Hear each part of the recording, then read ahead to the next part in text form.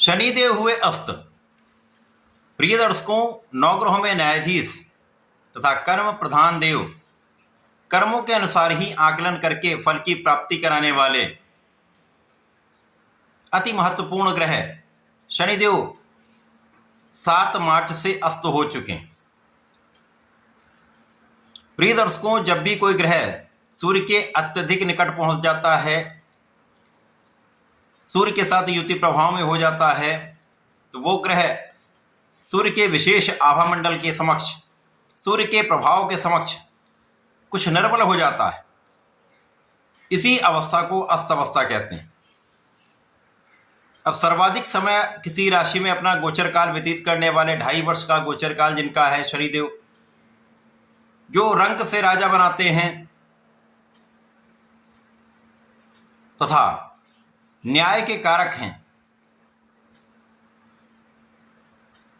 जीवन के महत्वपूर्ण गुणों को प्रदान करने वाले शनिदेव 35 दिन के लिए अस्त रहने वाले। ये जो अस्त काल है समस्त राशि के जातकों को प्रभावित भी करेगा। शनि का कुछ निर्बल प्रभाव कहीं कहीं किसी राशि के जातकों को कुछ विशेष लाभ देगा, कुछ पर नकारात्मक प्रभाव भी प्राप्त हो सकता है। जय श्री गणेश। नमस्कार, मैं आचार्य संजय द्विवेदी। मेरे समस्त प्रबुद्ध दर्शकों का मेरे चैनल पे हार्दिक स्वागत है। प्रिय दर्शकों, आज मैं कन्या राशि के लिए शनिदेव के इस अस्तकाल का इन 35 दिनों में शनि किस प्रकार का प्रभाव देने जा रहे हैं, किन किन भाव में निर्बलता आएगी अथवा कहीं पर कुछ विशेष लाभ प्राप्त होगा, यदि कहीं पर कोई समस्या है तो उसका क्या निराकरण है, संपूर्ण विश्लेषण मैं पूर्ण तर्क के साथ करने जा रहा हूं। प्रिय दर्शकों, इस राशिफल को आप अपने लग्न तथा राशि दोनों के अनुसार देख सकते हैं।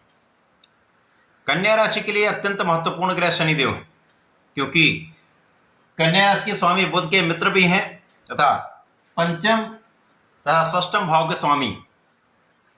वर्तमान समय में सप्तम भाव में, केंद्र के भाव में गुरु की राशि में गोचर कर रहे हैं, जहां पर गुरु के साथ ये केंद्र के संबंध में भी हैं तथा केंद्र के भाव में बलवान भी हो रहे हैं।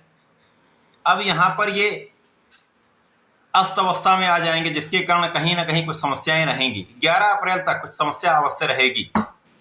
अब जिन जिन भाव के स्वामी शनिदेव हैं उन पर इनका प्रभाव पड़ेगा तथा जिन जिन भावों पर इनका प्रभाव है वहां पर भी कुछ विशेष प्रभाव अवश्य ही मिलता है। यहां पर सबसे बड़ा लाभ आपको प्राप्त होने वाला है कि आपकी स्वास्थ्य समस्याएं कम हो जाएं, मौसम के रोगों से आप बचेंगे, आप बहुत सारे व्यवधानों से बच जाएंगे। इस समय में शत्रुओं पर आपका नियंत्रण होगा तथा ऋण मुक्ति का ये समय है। तो शनि का अस्तकाल आपके लिए प्रारंभिक समय से ही कुछ विशेष लाभ देने वाला है, आपके नेतृत्व की क्षमता को बढ़ाने वाला है, आपकी कर्मठता में वृद्धि करने वाला है, आपके प्रभाव में वृद्धि करने वाला है तथा आपको बहुत सकारात्मक रखने वाला है, क्योंकि इस समय आपका आत्मबल बहुत अच्छा रहेगा। साथ ही साथ इस समय में जब अनुशासन आपके अंदर आ जाता है, जब आप व्यवस्थित होते हैं, तो आप प्रत्येक क्षेत्र में अच्छा लाभ प्राप्त करते हैं। तो शनि भी अनुशासन के कारक है, सूर्य भी अनुशासन के कारक हैं। तो यहाँ पर आप यदि व्यवस्थित हो गए, आलस्य का त्याग कर लिया और काम को टालने की प्रवृत्ति से आप बच गए, तो इस समय में विशेष लाभ आप प्राप्त करेंगे, क्योंकि आप बहुत फोकस्ड हो जाएंगे, आप लक्ष्य पर केंद्रित रहेंगे, क्योंकि सीधी दृष्टि का प्रभाव लग्न पर है। यद्यपि वर्तमान समय में 21 मार्च तक विशेष रूप से लग्न के स्वामी कुछ निर्बल होंगे, परंतु उसके पश्चात जैसे जैसे ये गोचर काल आगे बढ़ेगा, बुध बलवान होंगे, तो इस समय का विशेष लाभ आपको प्राप्त होने लगेगा। जब आपकी बुद्धि का बल, आपकी नेतृत्व की क्षमता, आपके काम करने का ढंग कुछ विशेष प्रभाव देगा, आपको आपके क्षेत्र में बड़े लाभ की प्राप्ति कराएगा, बड़ी सफलता की प्राप्ति कराएगा। परंतु इस समय में जो जातक पढ़ाई कर रहे हैं, जो शिक्षा ले रहे हैं, यहां पर उनका कंसंट्रेशन कुछ कम हो सकता है।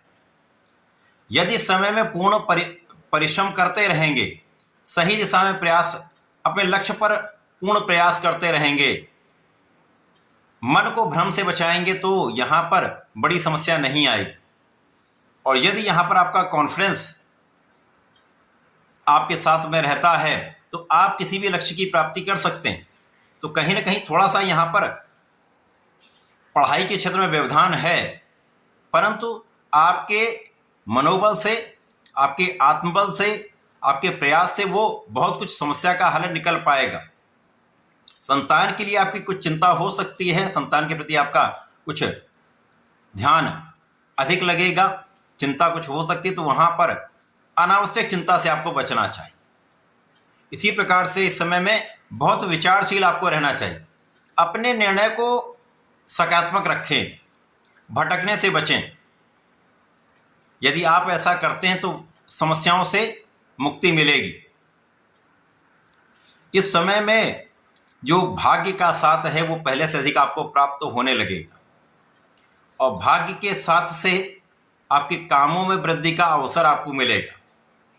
और यदि इस समय आप व्यवस्थित रहते हैं, धर्म के मार्ग पर चलते हैं, अपने बड़ों का आदर करते हैं, पिता का आदर करते हैं, पिता से मार्गदर्शन लेते हैं, तो निश्चित रूप से ये समय आपको कहीं पर भी कष्ट नहीं देने वाला है। इसी प्रकार से समय में आपके सुख सुविधाओं का लाभ आपको मिलेगा, सुख संसाधन आपके पास बढ़ेंगे। लेकिन इस समय में कुछ अनावश्यक यात्राएं हो सकती हैं, कुछ बिना कारण यात्राओं में आपको कुछ कष्ट भी हो सकता है। अतः बिना कारण से किसी यात्रा को करने से बचें। यद्यपि व्यापारिक यात्राओं में कुछ समय लगेगा, लेकिन आपको उससे दीर्घकालीन लाभ प्राप्त हो सकता है।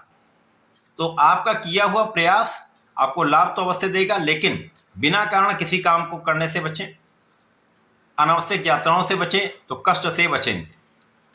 इस समय में आपको नियमित रूप से भगवान गणपति की आराधना करनी चाहिए। ओम गंग गणपतये नमः का नित्य जप करें, संकर्नाशन गणेशोत्तम का पाठ करें। शनिवार को ओम सम शनैश्चराय नमः का जप करेंगे तो विशेष लाभ आपको प्राप्त होंगे। तो ऐसा करके इसका उपयोग करें। धन्यवाद, नमस्कार।